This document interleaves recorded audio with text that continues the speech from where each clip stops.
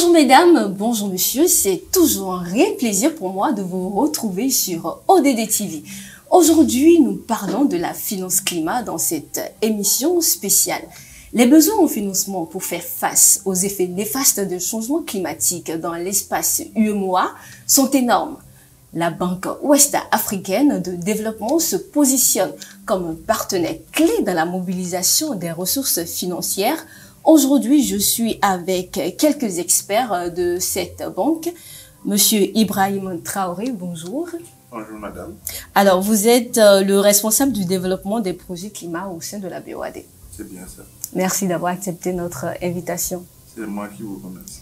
Avec vous, nous avons également deux experts de cette même banque. Monsieur Kogbe Yaouvi, bonjour. Bonjour madame. Vous êtes expert en finance climat au sein de la BOAD. Exact. Également, nous avons monsieur Aronko Kofi. Monsieur Aronko, bonjour. Bonjour madame. Vous êtes un expert un expert de la finance climat, voilà, au sein de la BOAD également. Tout à fait. Merci à tous d'avoir accepté de participer à cette émission que nous réalisons sur la finance climat. Alors, ma toute première question va à l'endroit de tout un chacun de vous. Pourquoi aujourd'hui les banques s'intéressent-elles au financement des projets climat? Je vais commencer par les experts. Monsieur Kogbe, vous avez la parole. Merci beaucoup. Merci aussi pour l'opportunité que vous nous offrez pour parler de la finance climat. Effectivement, les banques s'intéressent à la question parce que, vous savez, c'est une question de développement. Et la BOAD est une banque de développement, comme vous le savez. La question du changement climatique touche tous les secteurs clés de développement chez nous, je veux dire en Afrique de l'Ouest.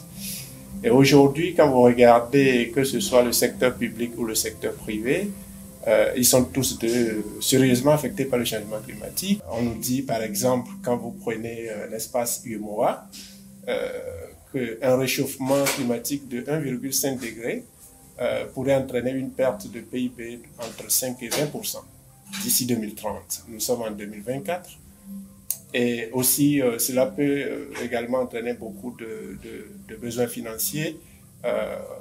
Par exemple, quand vous prenez les engagements de nos pays à travers la contribution nationale déterminée, vous allez voir que dans l'espace UEMOA pour les 8 pays, il faut environ 100 milliards de dollars d'ici 2030 pour faire face au réchauffement climatique en termes d'adaptation ou d'atténuation. Donc, les banques de développement, naturellement, se positionnent pour pouvoir accompagner cette dynamique parce que dans le cadre de l'accord de Paris, quand je parle de CDM, c'est dans le cadre de l'accord de Paris, c'est un engagement que les pays ont pris. Et donc, il faut que ces pays arrivent à respecter leur engagement.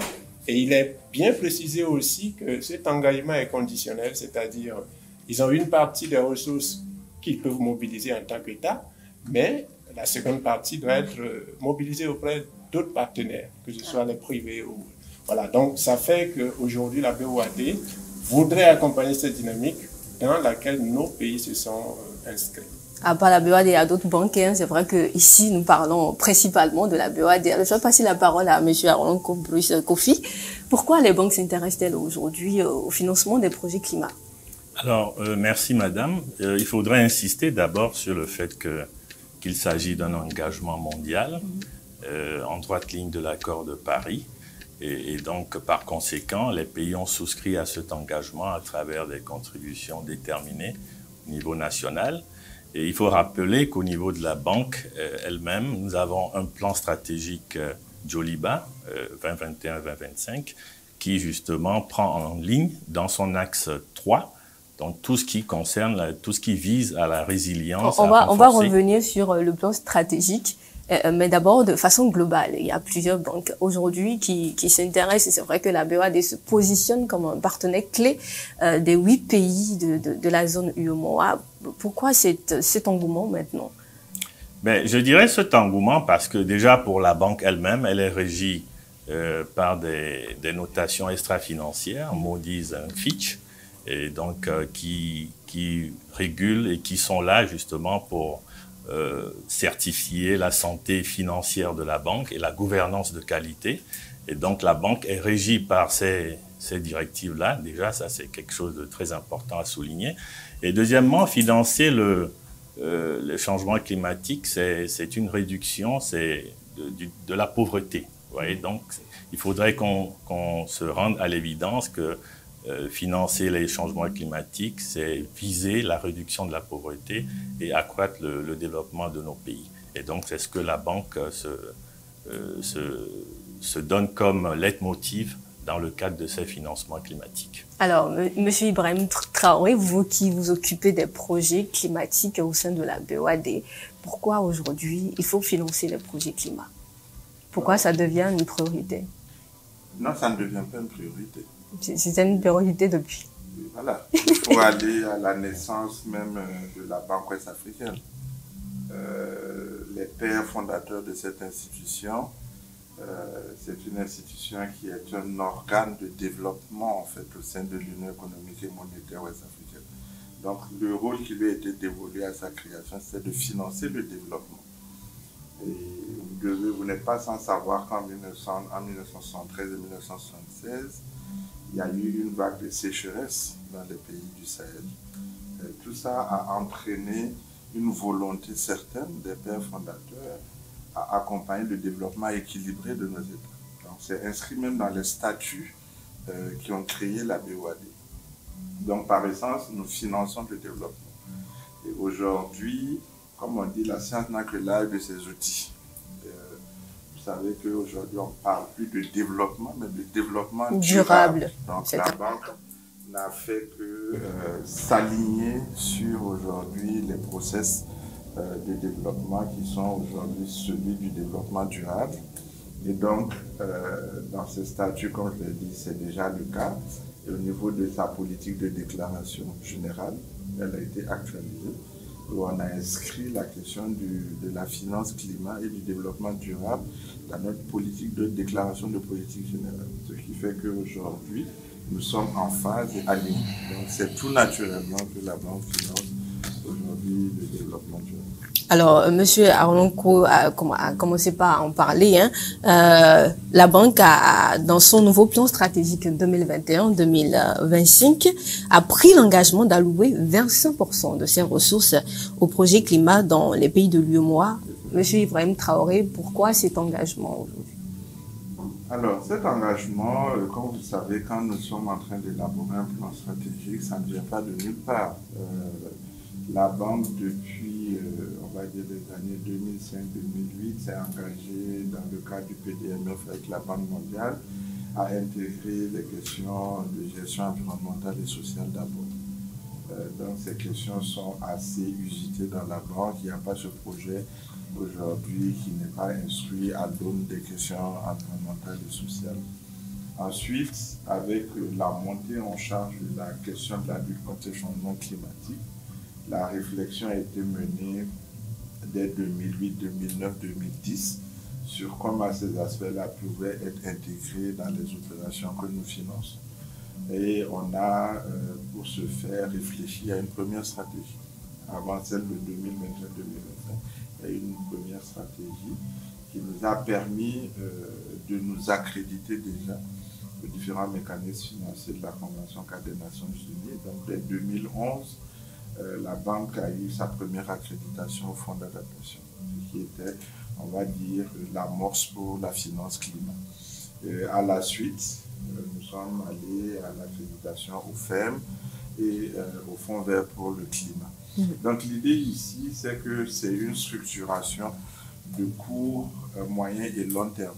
Et donc le séminaire qui est en marche de cette émission a justement cet objectif-là de pouvoir intégrer toutes ces questions-là de manière mécanique opérationnelle. Donc voici en réalité tout ce qui nous amène à aller vers ces 25%. Maintenant, quand vous commencez, il faut évidemment vous fixer des objectifs. Nous avons décidé que 25%, ça représentait environ 825 milliards en fait, des engagements totaux qui sont de 3 300 milliards de francs CFA. Donc, les 825 sont destinés à financer la lutte. Comme un de nos experts l'a dit, il y a deux chemins. Il y a du conditionnel et pour être pratico-pratique, Le conditionnel, c'est ce que les bailleurs de fonds au niveau multilatéral ou bilatéral, les fonds qui mettent à disposition pour financer la lutte du changement climatique dans le cadre de la Convention. Et ensuite, il y a nos fonds propres nous-mêmes de la banque ou des États qui mettent, et ça c'est de l'inconditionnel. Donc sur cette partie inconditionnelle, la BOAD a décidé d'injecter 25% de ses fonds sur 5 ans. Et donc l'idée ici, ça représente à peu près 175 milliards en réalité.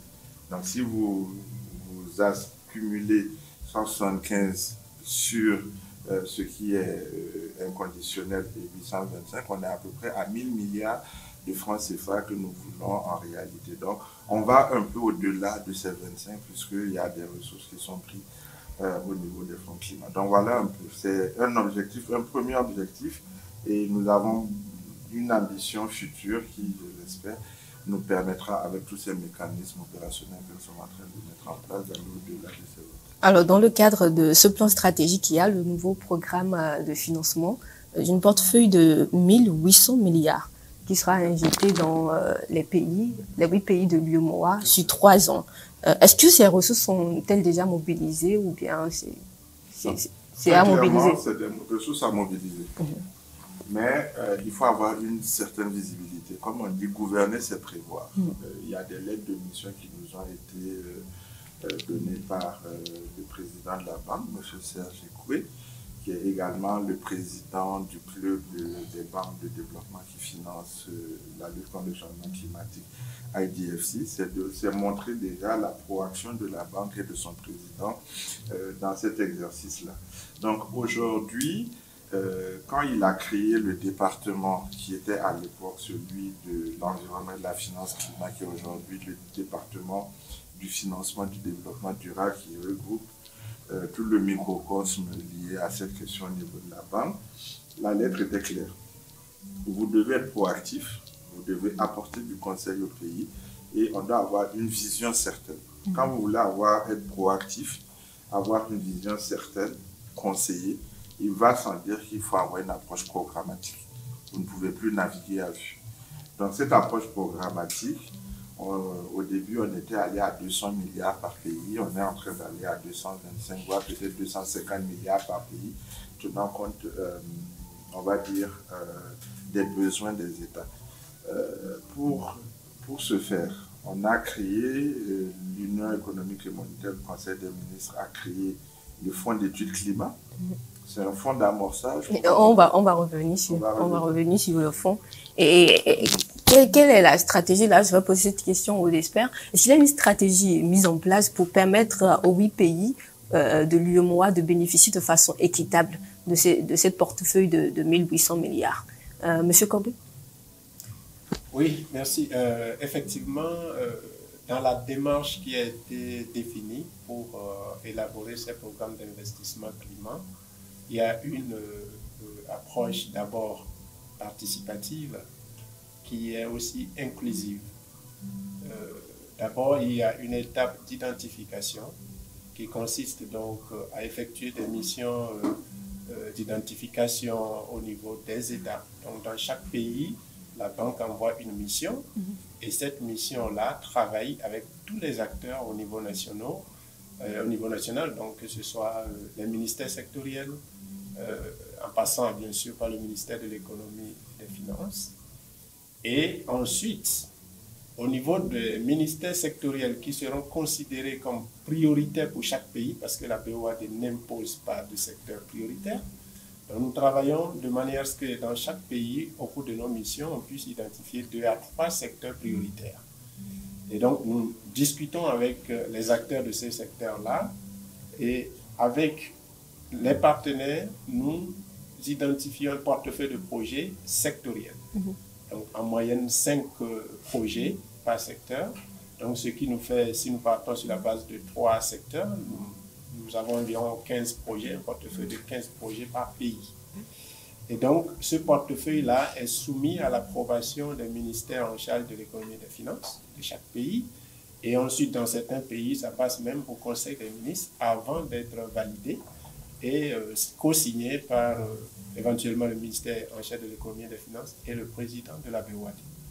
Donc, avec cette approche, nous assurons que dans chaque pays, nous avons un portefeuille plus ou moins équitable et que les ressources également qui seront mobilisées seront à la hauteur du portefeuille de projet. Donc, ça permet d'être en quelque sorte très équitable et juste en ce qui concerne l'élaboration de ces programmes et aussi la mobilisation des ressources pour les pays. D'accord. Monsieur Aronko, c'est vrai que les pays ont leurs différentes réalités et les besoins ne sont forcément pas les mêmes. Sur les 3 ans, comment est-ce que la banque pourrait s'assurer que j'ai vraiment contribué au financement des projets climat des 8 pays de l'UEMOA de façon équitable? Est-ce qu'il y aura des indicateurs pour pouvoir faire cette évaluation ou ce suivi? Oui, merci. Il y aura forcément des indicateurs et pour aller dans le sens de monsieur le responsable du développement des projets climat, c'est que tout dépendra de la proactivité que ces pays-là devront adopter face à ces opportunités-là. Et donc, les projets, dans leur sélection, sont même soumis à des critères de sélection, c'est-à-dire que on essaye de voir, pour pouvoir alimenter le portefeuille, est-ce que les projets sont des projets qui disposent, par exemple, d'études, non pas d'études ou ont des études à compléter. Donc, ce sont des critères qui sont passés au crible lorsqu'il y a les concertations, lorsque les échanges se font au niveau de ces ministères sectoriels, de sorte qu'on puisse s'assurer que, même de façon concertée, il y a une adhésion, une appropriation quant aux projets qui ont été sélectionnés. À partir de ce moment-là, nous avons mis en place également un dispositif qui est le fonds d'études climat qui a été évoqué tantôt, qui est donc là pour financer les études de faisabilité. Donc, tous les projets qui feront l'objet de ces portefeuilles-là, en fonction des pays, eh bien, ce seront ces projets-là qui vont être l'objet de financement. Et donc, tout dépendra donc de la proactivité des pays à saisir la banque avec des requêtes immédiates et donc à solliciter les conseils et l'accompagnement de la banque qui est mis à leur disposition. Alors, ce fonds d'études des projets climat dont il s'agit, je rappelle que ce fonds a été initié lors de la COP 28 passée à Dubaï et a été acté au Conseil des ministres de l'UEMOA en septembre 2023. Donc, disons, nous sommes déjà à 1 an depuis la création de ce fonds. Quel est le contenu de ce fonds d'études? Je voudrais d'abord apporter une certaine précision. Le fonds a été lancé à la COP. Okay. Il a été acté en septembre 2023 par le Conseil des ministres. Alors, le fonds, il est là. Je ne vais pas revenir là-dessus, mais très rapidement, le fonds est disponible. Les pays doivent nous faire des requêtes. Nous, on va les Donc, c'est déjà opérationnel. Il est opérationnel. D'accord. Donc, voilà. Donc, on vous attend et on voudrait justement profiter de votre micro pour lancer un appel parce que très souvent, le gap et la possibilité de produire des projets de climat bancable, c'est souvent la question des études. Et donc, ce fonds est à disposition, comme on l'a dit. Nous sommes en train de nous battre et ça fait l'objet justement de ce séminaire, de réabonder, de trouver de nouvelles ressources pour permettre au fonds d'être périn, en tout cas, et de continuer à financer. Donc, l'exercice aujourd'hui, c'est qu'il est opérationnel, il est là. Il faut l'utiliser, mais nous, on continue à rechercher encore des ressources pour permettre au pays d'en profiter au maximum possible. Donc, on va revenir un peu sur le séminaire qui a démarré à Cotonou depuis le 18 et prend fin justement ce jour, le 19 septembre 2023. L'objectif, c'est d'aboutir à l'opérationnalisation de ce fonds qui est déjà lancé et acté. Les activités qui ont eu lieu au cours de ce séminaire devraient contribuer concrètement à quoi par rapport à ce fonds? En réalité, ce n'est pas de l'opérationnaliser, mais c'est de le rendre périn. Okay. Parce qu'une chose est d'ouvrir un compte en banque et de placer 1000 francs dedans. Une chose est de pouvoir continuellement renflouer le fonds. Donc l'exercice aujourd'hui, c'est surtout de pouvoir renflouer le fonds. Et une fois que le fonds est renfloué, vous avez posé une question très intéressante à mon collègue Bruce, c'était les indicateurs. Parce que la plupart de ces projets climat aujourd'hui, tous les bailleurs qui veulent injecter de l'argent dedans vous demandent une réédition, pas de compte, mais de phase souvent technique. Donc, il y a ces indicateurs-là. Donc, le fait de parler de la nomenclature, c'est de permettre justement que ces études, que ces projets sortent avec des indicateurs bien précis. Alors, avant qu'on évolue dans votre réponse, pour ceux qui ne maîtrisent pas le jargon de la finance, la nomenclature des études, qu'est-ce qu'on peut y comprendre de façon terre à terre et très claire? Je donne la parole aux experts. Monsieur Arlonkou. Oui, mais la nomenclature, c'est tout ce qu'il y a comme élément d'information, de données, la façon la compréhension qu'on devrait accorder à tout ce qu'il y a comme élément d'information relatif au financement climatique pour que justement les pays puissent avoir une compréhension assez partagée et qu'il n'y ait pas de zone d'ombre quant au processus en lui-même ou à la démarche pour pouvoir mobiliser ces financements. Monsieur Kongwe a quelque chose à ajouter par rapport au mot nomenclature? Oui, bon, dans le jargon classique, quand on parle par exemple de nomenclature d'un produit, c'est la liste complète des éléments qu'on trouve dans ce produit-là. Donc, au niveau de la finance climat, quand nous parlons de la nomenclature des études, c'est de disposer d'une liste complète des études qu'il faut réaliser pour pouvoir faciliter le développement et la mise en œuvre des projets climat. Et donc, nous avons par exemple des études générales, nous avons aussi des études spécifiques. Donc, voilà, et tout ça forme un package et constitue notre nomenclature. Et c'est sur ça justement que le séminaire voudrait qu'on se mette d'accord avec l'ensemble des pays pour nous dire, nous avons un fonds d'études climat, voilà les études sur lesquelles nous convenons pour pouvoir financer à travers ce fonds-là. Donc, c'est un peu ça. D'accord, j'espère que, amis internautes, vous avez compris le mot nomenclature. Alors, on continue, on revient à vous, monsieur. Vous nous faites des cours de français. Oui, il faudrait qu'on comprenne les termes pour pouvoir bien cerner l'information. On est d'accord. Alors, on va revenir sur les activités de ce séminaire. Comme monsieur Kongwe vient de le dire, ce séminaire vise également à aboutir à une standardisation de la nomenclature des études des projets climat, n'est-ce pas? C'est ça. Et oui, c'est exactement ça. Allez, on va faire pas terre à terre, mais on va être très simple. Voilà. Allez, on a des études. Il y a une série d'études à faire pour les projets classiques. Maintenant, parlons de projets climat. On veut juste savoir pour les projets climat quelle est la série d'études qu'il faut réaliser pour dire qu'un projet climat et qu'il y ait les informations nécessaires pour les apprécier. C'est simplement ça.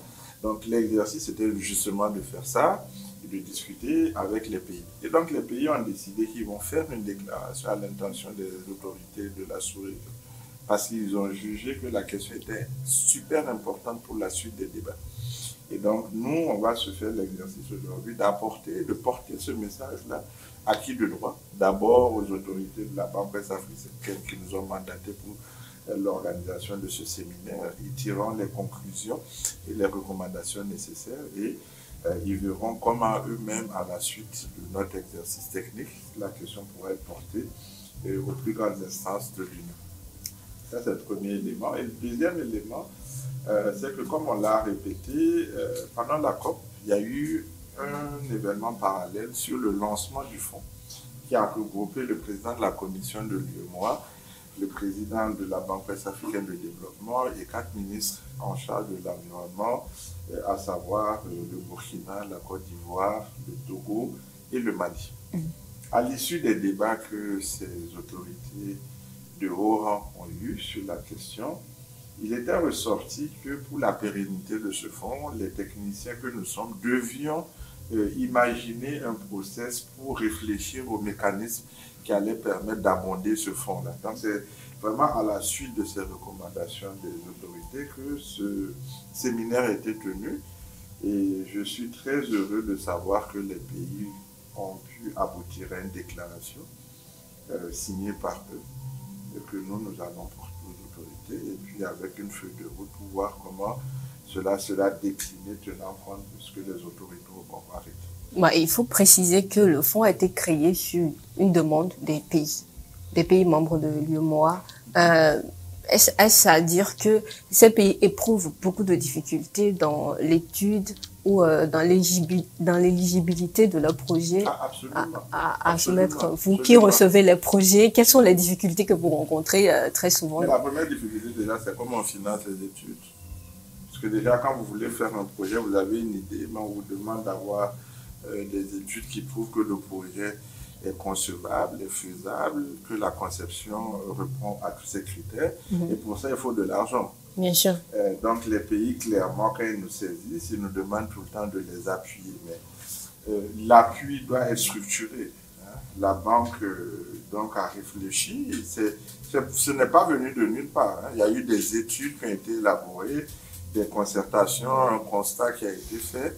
Et au regard des besoins qui ont été tout à l'heure estimés par mes collègues de 100 milliards à financer pour la mise en œuvre des CDM de nos États, mais derrière, sur 100 milliards, il faut savoir combien d'études il faut financer pour y arriver. Et donc, l'idée était claire pour nous que la solution venait d'un fonds d'amorçage qu'on allait mettre à disposition des États. C'est ce qui a été fait, mais maintenant il faut l'opérationnaliser au maximum. Voilà. Alors, la déclaration de Cotonou, elle a été faite. Vous, experts, qui avez suivi avec beaucoup d'attention le contenu de cette déclaration, comment l'appréciez-vous, Monsieur Kobé?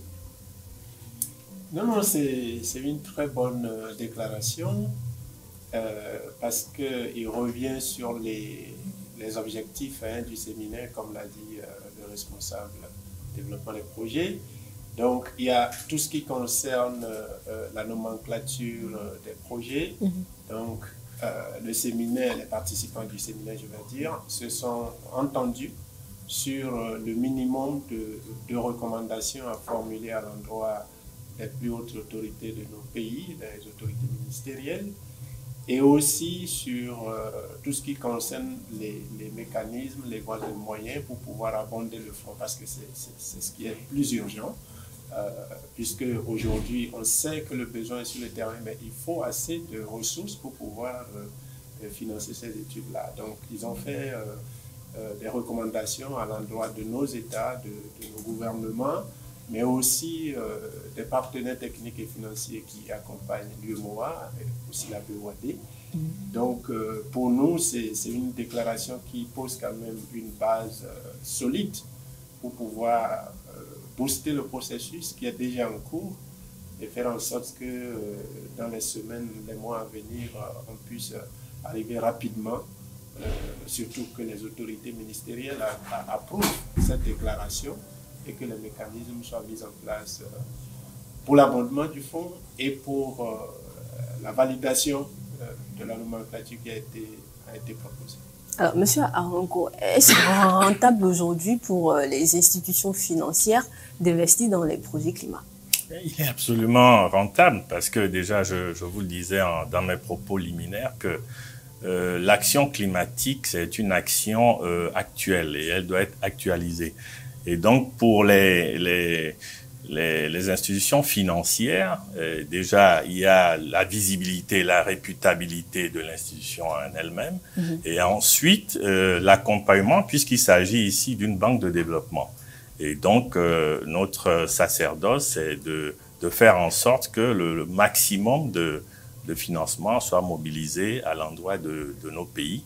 Et donc, c'est ce à quoi nous nous attachons. Et donc, au niveau de la banque, nous sommes régis par des notations extra-financières déjà, donc régulièrement pour voir la qualité de la gouvernance qui est mise en place et aussi la bonne santé financière de l'institution. Et tout ceci va aller mobiliser des financements internationaux sur les marchés des capitaux et c'est justement un élément moteur de l'action climatique pour nos pays. Et deuxièmement, maintenant, il va falloir accompagner, étant donné que nous sommes entités régionales accréditées d'accès direct, justement, auprès des 3 mécanismes dédiés au climat. Et donc, c'est pour nous le rôle d'aller mobiliser des financements pour aider nos pays à aller de l'avant et à sortir aller vers des projets, vers le développement. Alors, la difficulté qu'on rencontre aujourd'hui est que les ressources sont mobilisées, mais les pays ont du mal à en bénéficier. comment aujourd'hui on peut capaciter ces pays à bénéficier pleinement des ressources qui sont mobilisées par les banques? Monsieur Traoré.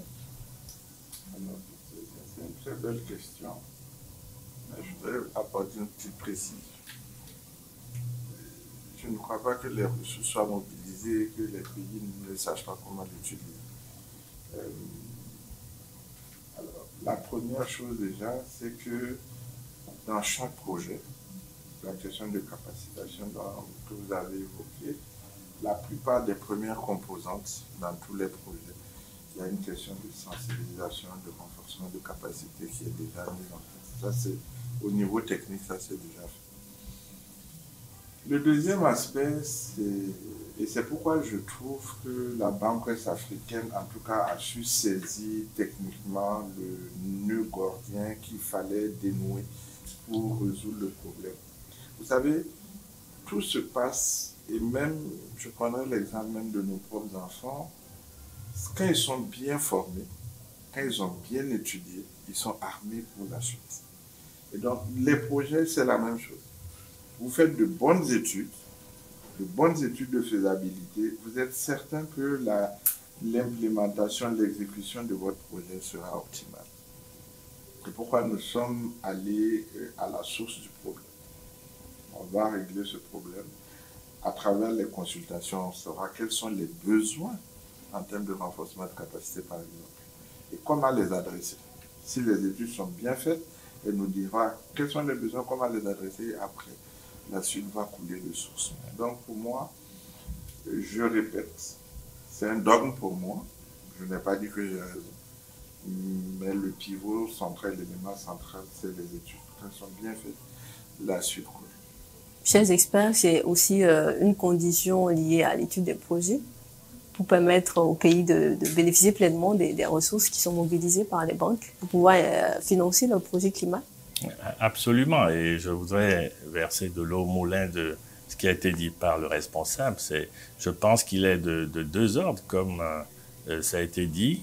D'abord, des capacités techniques apportées par le conseil et l'accompagnement que la banque met à disposition de nos pays à travers la nomenclature que nous avons abordée dans le cadre de ce séminaire à tous les pays membres, et à travers aussi des mobilisations auprès des mécanismes, à travers ce qu'on appelle des fonds de préparation, qu'on appelle des readiness, pour renforcer les capacités des acteurs des pays, et à travers également sur le plan financier, puisqu'on aborde la capacité financière, nous avons l'abondement du fonds d'études climat qui vient apporter une réponse justement au goulot d'étranglement que constituaient les études de faisabilité qui manquaient justement pour arriver à une mise en œuvre adéquate. Donc tout ceci, mis ensemble, constitue donc des éléments catalyseurs pour capaciter justement nos pays membres.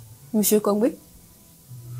Oui, bon, je crois que l'essentiel a été déjà dit, mais je vais juste compléter que le renforcement des capacités, c'est un élément fondamental en matière de mobilisation des ressources pour le climat, mais aussi pour tout ce qui concerne le processus de vie des projets. Et c'est pour ça, d'ailleurs, quand vous regardez au niveau international, dans les négociations sur le climat, la question du renforcement des capacités, c'est un point qui revient toujours. Depuis toujours, ce point-là revient.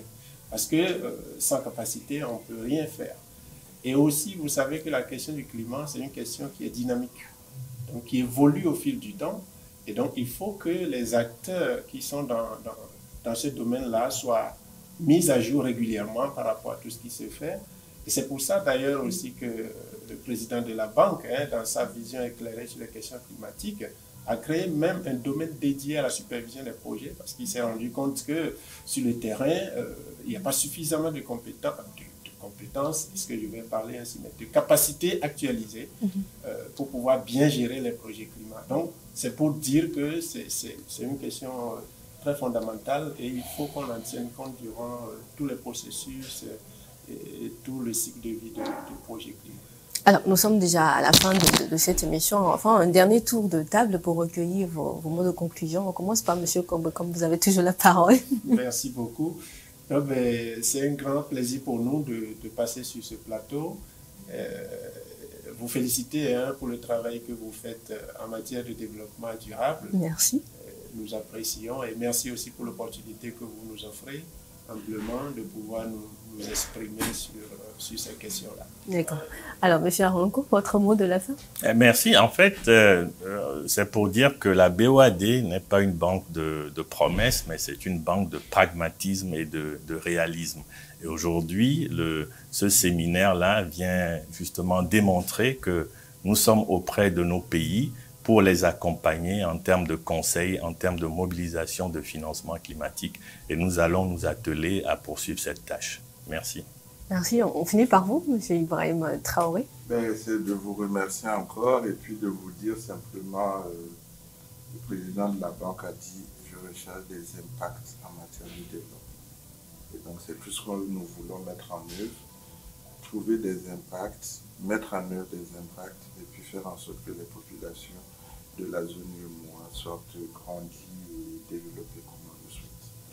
Merci à vous, chers invités, et à vous, chers amis téléspectateurs et internautes. Merci de votre fidélité à notre chaîne ODD TV. Nous sommes à la fin de cette émission au cours de laquelle nous avons parlé et discuté de la finance climat avec les experts de la Banque ouest africaine de développement.